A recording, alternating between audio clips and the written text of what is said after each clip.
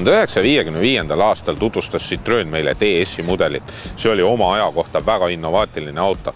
Sellel oli teesketas-pidurid, kurvi keeravad tuled ja loomulikult ka see hüdropneumaatiline vedrustus, mis on meile väga tuttav ja tuntud, ehk siis see asi oli see, mis siis muutis uusi standardeid vedrustuse poole pealt just. 2010. aastal see-eest Citroen jälle taaselustas DS-i nime, küll mitte retromudeliga, vaid hoopis selle DS3-ga. Ja selle DS3 tuleku puhul oli ka veel selline asi, et rallimaailmas ka muutusid reeglid ja Citroenil oli vaja sellist tummisemat autot.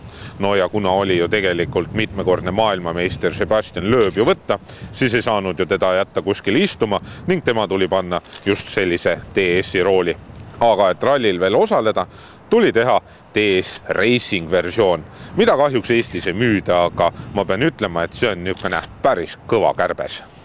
Citroeni DS-i maailmas on veel lähiajal asju muutumas ja muutub just see, et kaob ära selline Citroeni logo ja jääb alles selline DS-i logo ja see DS-i logo tuleb ka siia iluvõrel, aga mitte täpselt samasugune nagu siin, vaid hoopis selline nagu seal tagaluugi peal. Ja tagaluugi pealt kaob ka muidugi Citroeni logo ära. Ja selle põhjus, miks seda asja niimoodi tehakse, on see, et Citroen tahab oma premiumlikke tooteid rohkem eristada. Lisaks kõigele selle eelnevale muutis Citroen ka see aasta selle auto välimust ja seda välimust muudeti pigem tehnika ja natukene tulede näol. Ja need tuled, mis siia on võimalik lisavarustuses osta, on eriti efektsed.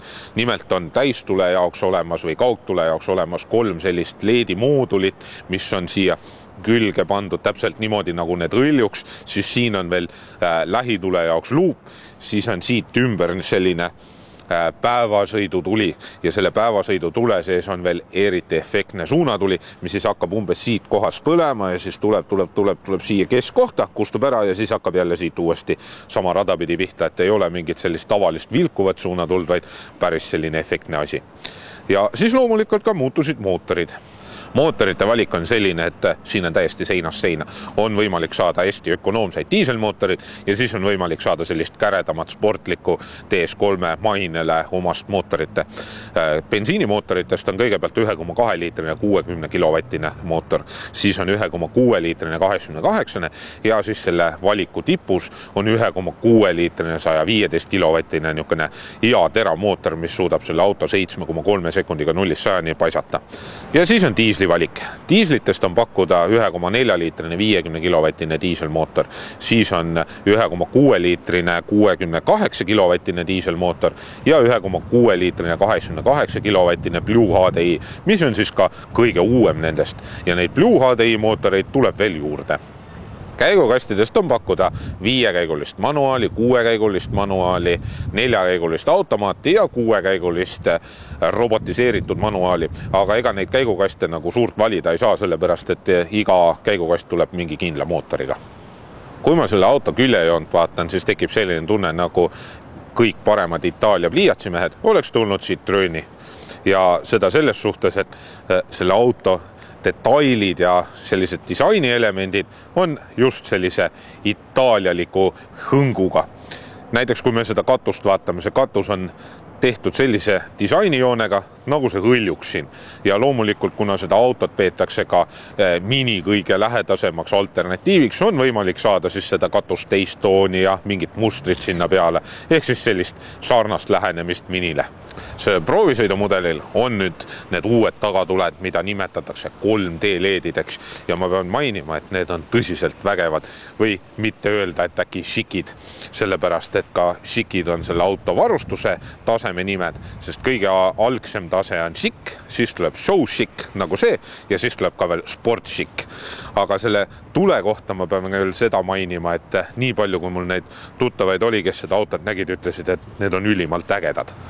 Uue asjana tuli juurde siia ka veel tagurduskaamera ja see peaks siis hõlbustama seda, et te parkides oma auto tagastanget ära ei kriibi. Ja pagasi ruumi koha pealt on sellise väikse auto kohta nagu ikka 285 liitrit on niisama, kui siin seljatoed on üleval ja tegelikult on selline sügav aukse. Ja kui need seljatoed alla klappida, saab 980 liitrit siia kaubaruumi. Ennem kui ma sinna tahaistmele ronin, näitan teile ära sellise uue unikaalse lahenduse, mis Citroeni insenerid on valmis leiutanud ja see on minu arvates üks parim lahendus üldse. Näete, ma võin selle istme kõige esimesse asendisse tõmmata ja mul põlved ei lähe vastu armatuuri ja seda sellepärast, et see kindalaegas on sellise süvendiga ja kui te arvate, et see kindalaegas on ainult kinnaste mahutamiseks, siis te eksite, siin on ruumi küllaga. Kui ma nüüd selle auto tagaistme ruumi võrdlen miniga, siis siin on ikka seda ruumi küllaga ja ma võiks isegi öelda, et tegemist on väikse auto Škoda Superbiga, kus ikkagi ruumi on. Ja see iste on minu järgi paigas, mina istun siin, ma saan hakkama, et jalgu ma päris kokku ei saa panna, et jalad peavad ikkagi natukene arkis olema, aga saab siin istuda ja peaga on niimoodi, et no see käib isegi õrnalt juba vastu lage, nii et kui te olete pikem kui 1,82 m, siis te kindlasti väga mugavalt ei tunne.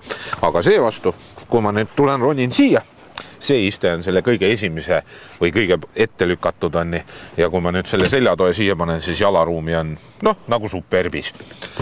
Ja mis siin veel ägedat on need sangad, et kui te satute autosse, kus rooli taga on Sebastian Loebi matki ja siis saate vähemalt siit kinni hoida ja siis kas nautida või kuidagi ära kannatada tema sõidustiil.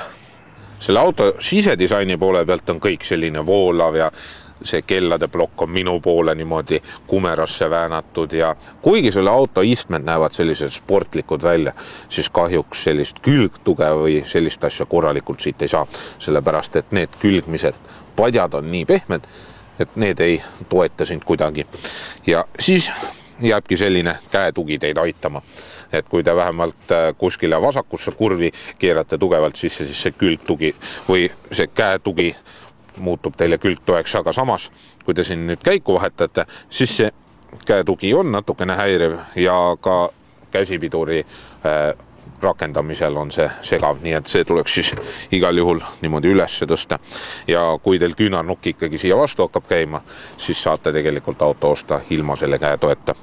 Aga sellisel juhul jääb teil laekaid veel vähemaks, sest pakkuda on ainult siin laegas, siin käetoe sees, siin all, siin keskel, kindalaegas ja uksetaskud ja selles autos ei ole ühtegi topsihoidjat. Üks mu sõber ütles selle peale, et ega ralliautos ei peagi topsihoidjaid olema, et millal need rallimehed ikka jõuavad kohvi juua. Selle auto sisematerjalid on 14 900 eurosele autole täiesti kohased, sellepärast et siit leiab natukene pehmemat materjali, seda läikivat musta klavermusta liistu on võimalik siis tellida sellist, kus siin on mingid mustrid peal ja süsinikkiu muster ja igasugused muud sellised asjad. Ja siis loomulikult on uksed natukene sellised kõvemast materjalist. Leiab ka täitsa ehtsat metalli nii siit käigukangi ümbert kui siit käigukangi nupult kui ka rooli pealt. Ja siis kangema varustusega auto puhul on võimalik saada sellist ekraani või siis lisavarustuse puhul on see ekraan. Aga see ei ole puutetundlik. Kahjuks tuleb kõik kogu selle ekraani juhtimine siit maki pealt ja see on selline asi, mis vajab natukene harjumist, et see nupp siin annab siis niisugused põhifunktsioonid ja siis tuleb kasutada neid nuppe siit veel ja siis veel omakorda siit veel mõnda nuppu. Ja kui teile ei meeldi näiteks selline pilt, siis siin on võimalik valida, et kas te vaatate suurelt siis, mida navi näitab või siis kuvate siia muud sätungid. Ja kui teile näiteks üldse ei meeldi, et see ekraan töötab, siis hoiate siin natukene nuppu all ja siis kustub ära see. Ja tegelikult sõidu ajal kustub ka veel see ära ja siis kustub veel tahomeetri valgustus ära ja samas ka veel mootori temperatuuri valgustus. Ja siis, kui mingisugune häire tekib, näiteks teil on kütust paagis vähe, siis lähevad need kõik asjad jälle valgeks ja neid enam ei olegi võimalik ära kustutada ennem, kui te olete paaki jälle kütust lisanud. Alates So Chic varustustasemelt tuleb juurde selline automaatne salongi lõhnastaja. Neid pulkasid on võimalik esindusest osta ja kui te ei taha seda lõhna, siis te ei peagi siia seda lõhna ostma. Aga kui teil see siin sees on, siis on võimalik see kas lahti keerata, ehk siis siit vendi avadest tuleb kogu aeg lõhna või siis keerate kinni ja seda lõhna enam ei tule.